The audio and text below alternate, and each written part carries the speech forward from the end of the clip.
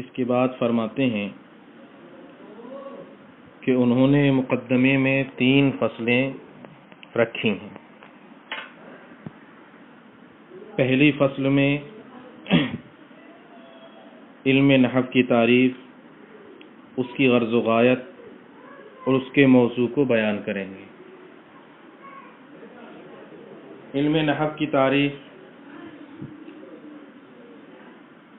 آپ نے پچھلی کتابوں میں بھی پڑھی ہے۔ فرق یہ ہوگا کہ وہاں آپ نے اردو زبان میں پڑھی، یہاں آپ کو عربی زبان میں علم نحو کی تعریف پڑھنے کا موقع مل رہا ہے۔ اس لیے سب سے پہلے وہ علم نحو کی تعریف کرتے ہیں، چونکہ جب ہم کسی علم کو پڑھ رہے ہیں، حاصل کر رہے ہیں، تو ہمیں اس کی تعریف اور اس کی حقیقت معلوم ہونا چاہیے کہ یہ جو اب علم ہم پڑھنے جا رہے ہیں یا حاصل کرنے جا رہے ہیں، اس کی تعریف کیا ہے، اس کی حقیقت کیا ہے۔ فرماتے ہیں النحو علم باصول یعرف بها احوال اواخر الکلم الثلاث من حیث الاعراب والبناء وکیفیت ترکیب بعضها مع بعض۔ علم نحو ایسے اصول کے جاننے کا نام ہے جن کے ذریعے تینوں کلموں کے آخری احوال معرب اور مبنی ہونے کی حیثیت سے معلوم ہو، نیز ان کلمات میں سے بعض کو بعض کے ساتھ مرکب کرنے کی کیفیت بھی معلوم ہو۔ تینوں کلموں سے مراد اسم، فعل، حرف۔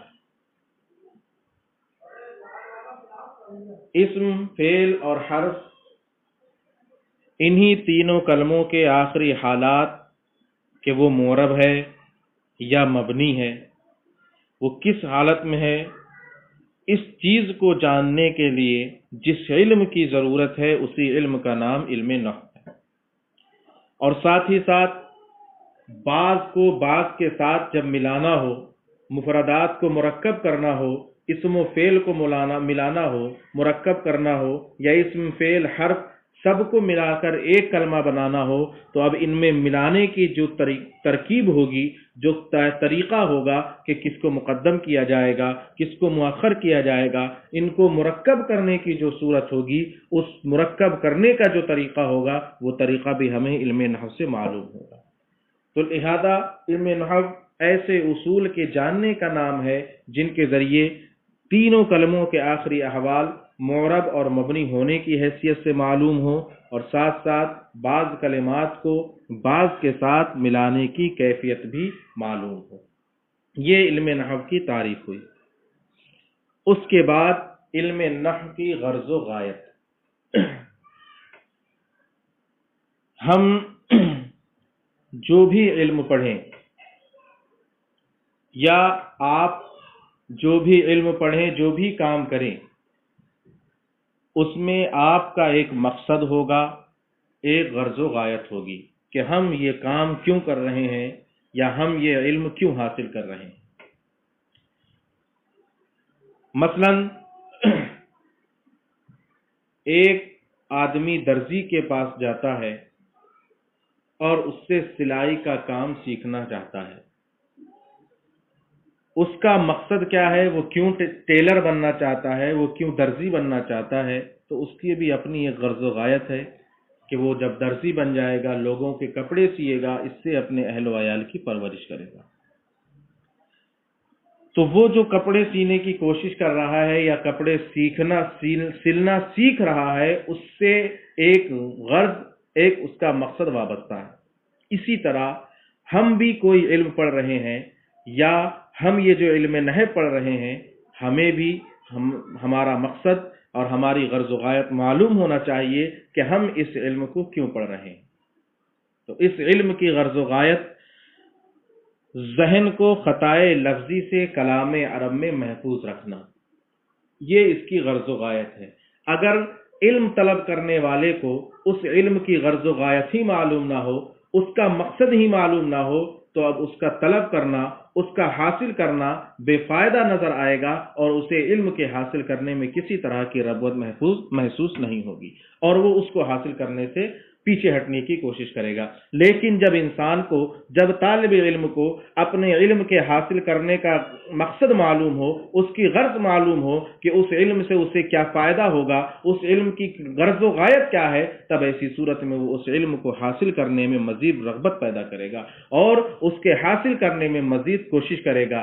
بندہ جب یہ جان لے گا کہ علم نحو میں جو پڑھ رہا ہوں اس سے میں کلام عرب میں لفظی غلطیوں سے محفوظ رہوں گا، مستقبل میں جب میں عربی بول چال کروں گا یا عربی کو کسی بھی طرح پڑھنے کی کوشش کروں گا تو میرا ذہن لفظی خطاؤں سے محفوظ رہے گا، اس لیے میں علم نحو پڑھ رہا ہوں، تب ایسی صورت میں اس کے اندر مزید رغبت پیدا ہو جائے گی۔ ایک عام انسان جو علم نحو کو نہ جانتا ہو، ایک گھاس چھیلنے والا ہو، ایک عام انسان ہو، جاہل انسان ہو، وہ عربی زبان بولنا چاہے، وہ کبھی بھی عربی زبان صحیح ڈھنگ سے اور صحیح طریقے سے نہیں بول سکتا، لیکن جو علم نحو کا جاننے والا ہوگا، علم نحو حاصل کر چکا ہوگا، وہ جب بولے گا تو ایسی صورت میں وہ علم نحو کی روشنی میں عربی زبان میں مکمل دسترس حاصل رکھتا ہوگا اور اس سے کسی طرح کی لفظی غلطی نہیں ہو پائے گی۔ یہی علم نحو کی غرض و غایت ہے کہ انسان کو لفظی خطاؤں سے کلام عرب میں محفوظ رکھنا۔ والغرض منہ صیانۃ الذہن عن الخطاء اللفظی فی کلام العرب، علم نحو کی غرض و غایت لفظی خطاؤں سے ذہن کو کلام عرب میں محفوظ رکھنا۔ اس کے بعد آگے بیان فرماتے ہیں وَمَوْضُوعُهُ الْكَلِمَةُ وَالْكَلَامُ۔ یہاں سے گفتگو علم نحو کے موضوع کے بارے میں بیان کرتے ہیں، شروع کرتے ہیں۔ علم نحو کا موضوع جاننے سے پہلے ضروری ہے کہ آپ مطلق موضوع کے بارے میں جان لیں۔ کسی بھی علم کا موضوع وہ چیز ہوتی ہے جس میں اس علم کے عوارض ذاتیہ سے بحث کی جائے، اسی چیز کو اس علم کا موضوع قرار دیا جاتا ہے۔ مثلا علم طب، ڈاکٹری میں ساری بحث کا دار و مدار بدن انسان ہوتا ہے۔ انسان کے بدن کو بیماریاں لاحق ہوتی ہیں، بخار، جاڑا، کھانسی، پھوڑا، پھنسی، یہ سب طرح کی چیزیں بدن انسان کو عارض ہوتی ہیں، اور ایک طبیب، ایک ڈاکٹر، اس کی بحث کا دار و مدار یہی بدن انسان ہوتا ہے۔ یہ کب کمزور ہو رہا ہے، کب ضعیف ہو رہا ہے، کب صحت مند اور قوی ہو رہا ہے، یہ ساری چیزیں ایک ڈاکٹر بدن انسان میں محسوس کرتا ہے۔ اس لیے علم طب کا موضوع بدن انسان ہے۔ کیوں؟ کیونکہ علم طب کی بحث کا دار و مدار اسی جسم انسانی، بدن انسانی کے ارد گرد ہوتا رہتا ہے، وہیں پر رہتا ہے۔ اسی طرح علم نحو کے اندر بحث کا دار و مدار کلمہ اور کلام ہوتے ہیں، کلمہ اور کلام ہی اس بحث کا محور ہوتے ہیں۔ اس لیے علم نحو کا موضوع کلمہ اور کلام کو قرار دیا جائے گا۔ کلمہ کبھی اسم ہوگا، کبھی فعل ہوگا، کبھی حرف ہوگا، پھر وہی کلمہ کلام بن جائے گا۔ اب وہ کلام جملے کی شکل میں ہوگا، کبھی مرکب کی شکل میں ہوگا۔ اس طرح جو ساری بحث علم نحو میں چلے گی ان کا دار و مدار کلمہ اور کلام ہی پر رہے گا۔ اس لیے علم نحو کا موضوع کلمہ اور کلام کو قرار دیا گیا ہے۔ عزیز طلبہ، آپ نے علم نحو کی تعریف، اس کا موضوع اور اس کی غرض و غایت کو یہاں پر پڑھ لیا ہے۔ لہذا ان علم کے شروع کرتے وقت 4 چیزوں کا جاننا تھا۔ ان 4 چیزوں میں سے 3 چیزیں آپ جان چکے۔ وہ 4 چیزیں اس علم کی تعریف، اس کا موضوع، اس کی غرض و غایت اور اس علم کا واضح اور اس کا نام۔ علم نحو کے واضح تو ابو الاسود دؤلی جو عظیم تابعین میں سے ہیں رحمت اللہ تعالی علیہ، وہ ہیں۔ البتہ علم نحو کو علم نحو کیوں کہتے ہیں؟ اس سلسلے میں یعنی علم نحو کی وجہ تسمیہ، چوتھی چیز ہے علم نحو کی وجہ تسمیہ، اس کو میں بیان کر دیتا ہوں۔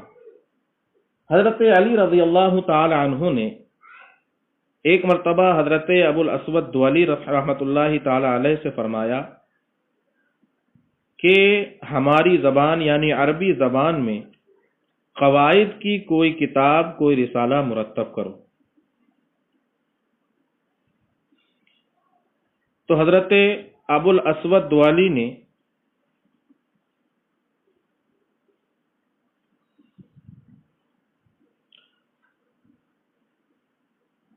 آپ سے بیان کیا، عرض کیا، نحوی کی از زبان مبارک ارشاد شدہ تدوین می کنم، جیسا کہ آپ کی زبان مبارک سے یہ الفاظ نکلے ہیں میں ایسی ہی تدوین کروں گا۔